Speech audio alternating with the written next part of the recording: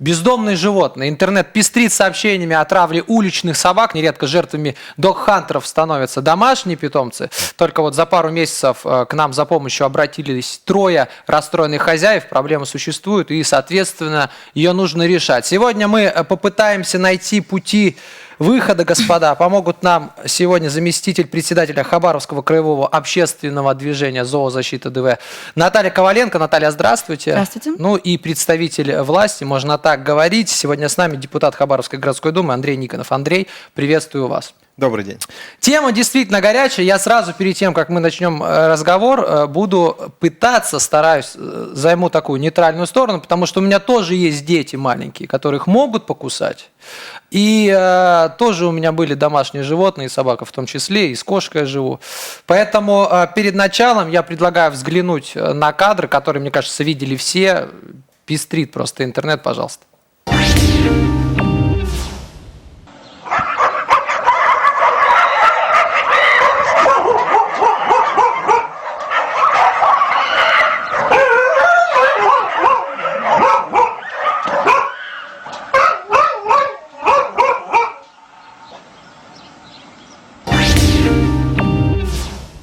Вы знаете, друзья, мне кажется, сейчас вообще все, особенно жители нашего города, активные пользователи интернета, эти видео видели, не только эти, да, постоянно мы видим, как свора собак, именно свора собак, я вот не видел, чтобы там одна нападала, но были и случаи, такие мне рассказывали мои знакомые.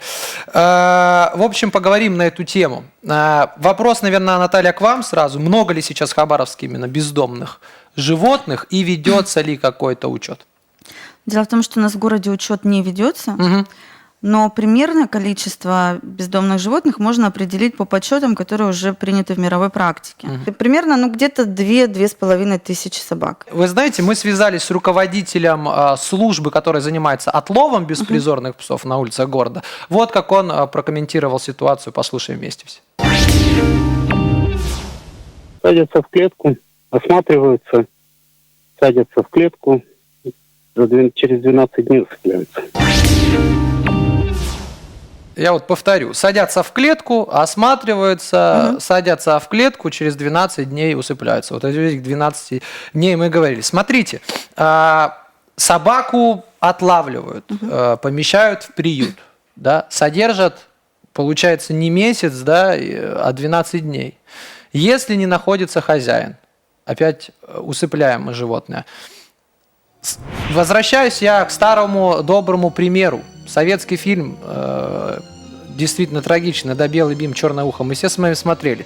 Очень много у нас именно пожилых людей, да, жителей нашего города, у которых есть любимые питомцы, живут с ними очень много, они вообще как дети, да, и их отношения мы сейчас не будем перечислять. Лег человек пожилой в больницу, может такая ситуация быть, 12 дней, месяца, некоторые и побольше болеют. Возвращается и испытывает второй удар. Если вдруг в течение 3-5 дней не находится наш питомец, естественно, мы с вами, здравомыслящие люди, начнем искать какие-то контакты, как нам найти и выйти, например, ну, если взять в частности наш, да, город, то это, естественно, и по его будем искать, не находится в ли его приюте такое животное. Если же это взять пожилого человека, он же не оставит это домашнее животное дома, а если он останется дома, значит кто-то будет заниматься, кто-то им будет ухаживать и выводить на улицу. Соответственно, опять-таки, возвращаясь к нашим правилам, это должен быть поводок, это должен быть намордник, вывел, погуляла собака, заведи ее домой.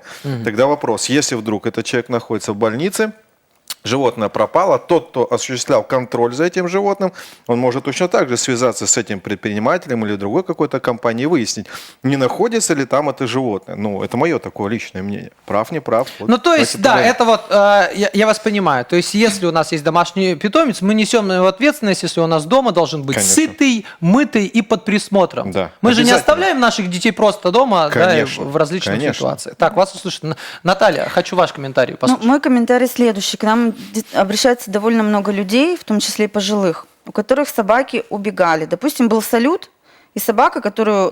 то есть на поводке... собака – это животное, которое должно бегать.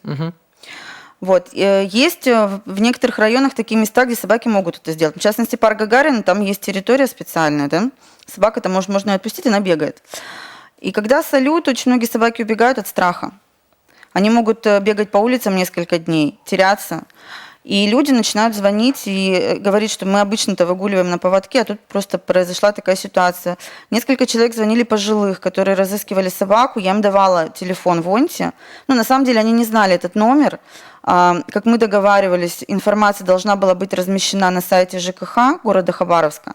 Но дело в том, что там очень сложная навигация. То есть мы, как специалисты, да, мы сами с трудом нашли, где можно информацию посмотреть. Сайт именно какой? ЖКХ? Сайт ЖКХ, да, там информация находится о том, в каких местах и когда будет отлов собак, и где этих собак можно найти впоследствии, то есть куда их свозят. Вот мы это нашли с трудом. Ну, не говоря уже о бабушке, дедушке каком-нибудь и пожилых людях. В ЖКХ не только навигация плохая. Там я не знаю, я вот говорю именно про навигацию. То есть это очень сложно найти своего питомца. Так. А второй момент был, мы приезжали во вторник с людьми, которые хотели забрать своих питомцев из ПВС у Вонти.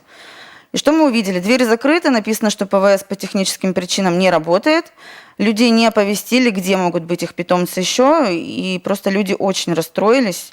Они не знают, что делать, и мы до сих пор не знаем, что делать. То есть продолжение истории, оно есть? Двери до сих пор закрыты? Да, до сих пор закрыты двери, до сих пор люди не знают, где можно найти своих собак. А номера телефонов звонили? Вонте звонили, да, он комментарий не дает. Наша съемочная группа посетила частный приют. Там сейчас находятся животные, которых волонтеры буквально спасли от неминуемой смерти. Предлагаю взглянуть.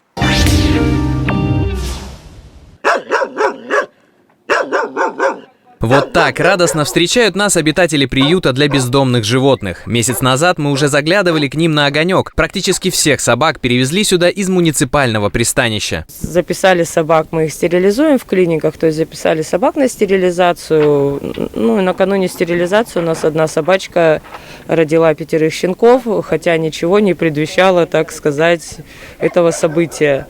То есть собака изначально, когда ее забирали с ПВС, была очень худая, и признаков беременности у нее вообще не было заметно. Теперь эти 5 малышей ждут своего хозяина. Обзавестись домом мечтает и этот пес. За месяц жизни в приюте он уже успел побывать в надежных руках. Охранял частный дом. Но сердобольные хабаровчане все-таки вернули сторожа. Происходят ситуации, когда начинаются конфликты в семьях, то есть люди расходятся, собак девать некуда. Мы наших собак забираем обратно в данном случае. Вот таким образом у нас вернулась одна собака. В марте месяце, Норд. Кстати, после февральского визита съемочной группы Даль ТВ ТНТ у собак начались уроки. Благодаря нашему сюжету решить проблему воспитания четвероногих взялся кинолог. Теперь все псы знают на зубок собачью грамоту и с легкостью могут подать лапу. Как поступать, Наталья, с животными в таком случае, если вот напали все-таки они, Я покусали? хочу сразу сказать, что я категорически против стай. Но к ним нужно подходить все-таки, наверное, профессионально, то есть к отлову собак. Дело в том, что уже доказано давным-давно, не только нашими учеными российскими, что чем больше собак убивать, тем больше они плодятся.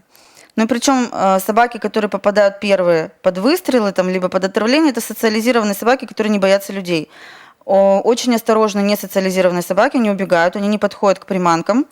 В процессе дальнейшем они плодят такое же потомство, которое более осторожное. И, соответственно, вот эти собаки являются очень опасными, агрессивными для человека. Они живут стаями, они нападают на человека.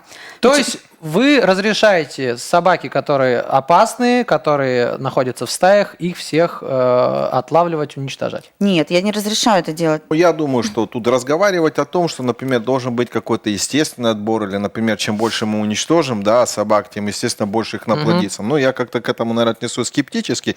Почему? Регулироваться, наверное, рост безнадзорных животных, и их, естественно, должно быть уничтожение идти однозначно. Почему? Я об этом говорил и буду говорить. Я всегда встану на защиту, в первую очередь, людей.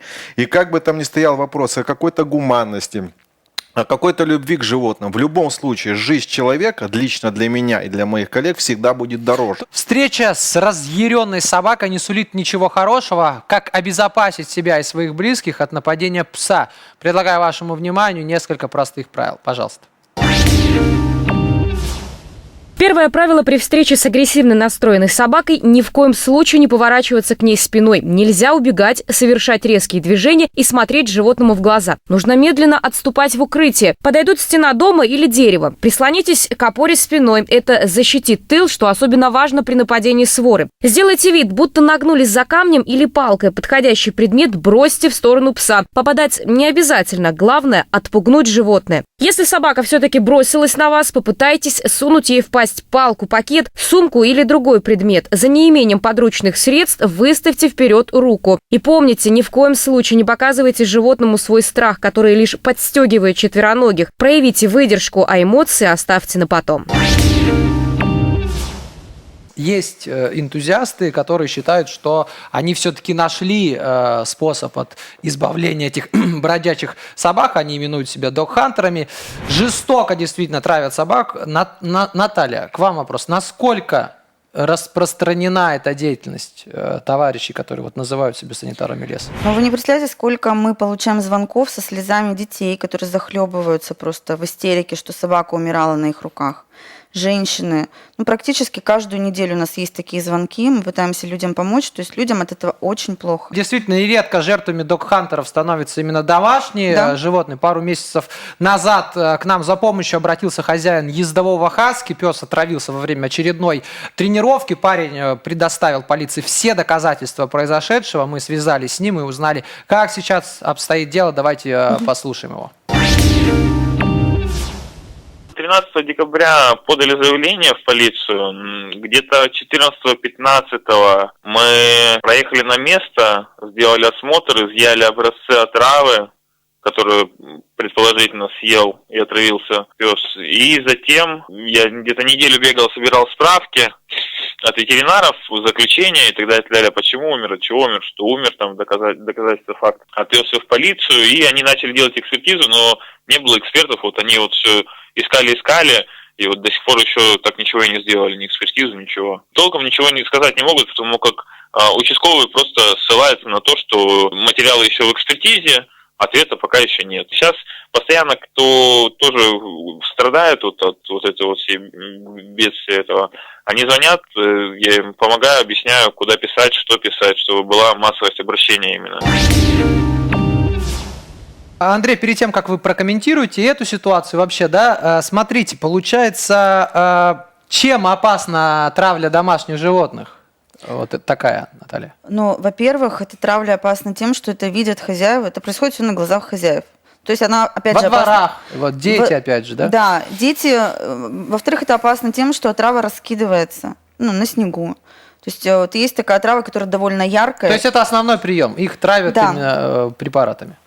То есть это могут дети взять. Просто взять яркий снег и попробовать, допустим, дети, которые гуляют во дворе. Вот вы как депутат, вы тоже на стороне. То есть вот этот вопрос вам не нравится и зоозащитникам, и вам с этими травлями. Знают об этой проблеме? Действительно, она такая широкая власть. И вообще как-то решается этот вопрос на законодательном уровне? Вот тут, к сожалению, самый такой, наверное, сложный вопрос, которым вот мы опять-таки с Натальей находим понимание или как-то, может быть, не слышим друг друга. Я совершенно буквально недавно на одном из круглых столов, в котором мы встречались вместе с Натальей, узнал, что Наталья входит в состав рабочей группы при администрации города по, я не знаю, контроль, мне кажется, если не ошибаюсь, по безнадзорным животным. Почему до принятия нашего краевого закона не было с вашей стороны не внесено ни одного предложения, какого-то внесения, какого-то там, не знаю, решения, что-либо, каких-то действий для того, чтобы все-таки в конце концов этот закон был правильный, нужный? То есть мало инициативы исходит от наших зоозащитников? Я так понимаю, да. Почему? Когда закон принимался, почему не было никаких предложений, именно действенных, правильных? Сразу почему? Можно парировать, да. Давайте, почему?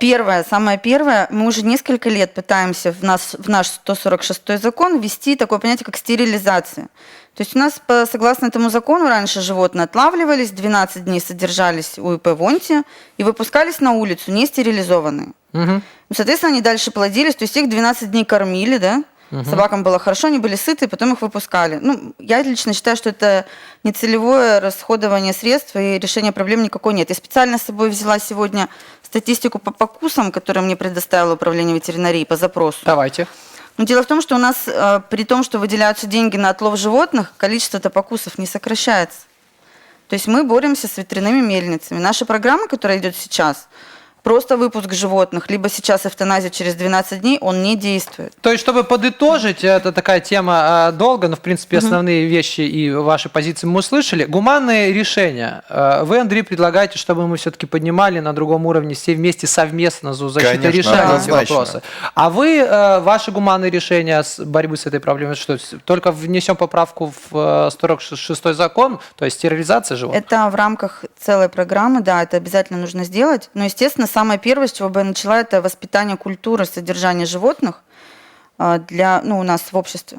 То есть это социальная реклама, которой у нас нет вообще. В конце сегодняшней нашей беседы хотелось бы сказать, что давайте перед тем, как воспитывать наших детей и домашних животных, давайте будем в себе воспитывать некоторые качества. Вам большое спасибо за беседу. Я надеюсь, что этот вопрос когда-нибудь все-таки будет решен.